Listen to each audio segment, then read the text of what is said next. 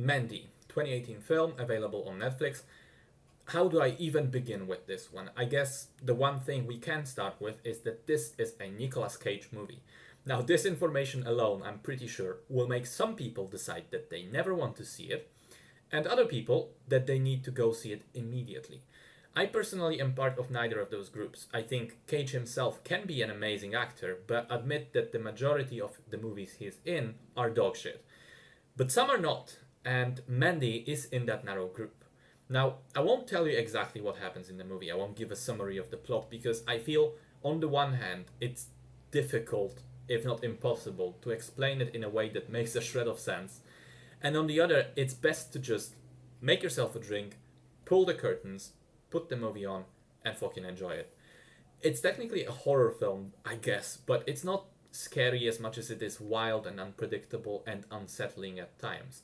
It's a completely insane mix of Nicolas Cage, crazy cults, murder, drugs, demon bikers from hell, LSD, synthwave and heavy metal soundtrack, chainsaws, blood, gore, stupid one-liners, psychedelic transitions and color grading, paintings, fantasy, dreams and nightmares, tigers, revenge, and once again Nicolas Cage, who interestingly enough isn't really that present in the first half of the film until about halfway through. Then some, so he's there physically, but he's not the main focus of the film until things happen, and then he is the focus, and it's glorious. He just goes off, completely stark raving mad performance. Mandy as a whole is an experience, believe me. I tried thinking of how to put it in words, and I'll say it like this. I think if you looked at the script, if you just took the movie on paper, just the story and the dialogue, you would think, this is terrible. This is one of those typical Cage movies and there's no reason to see it. But the execution is so masterful, it elevates the whole thing. You know, sometimes you have great movies on paper that are just done badly. This is the opposite of that.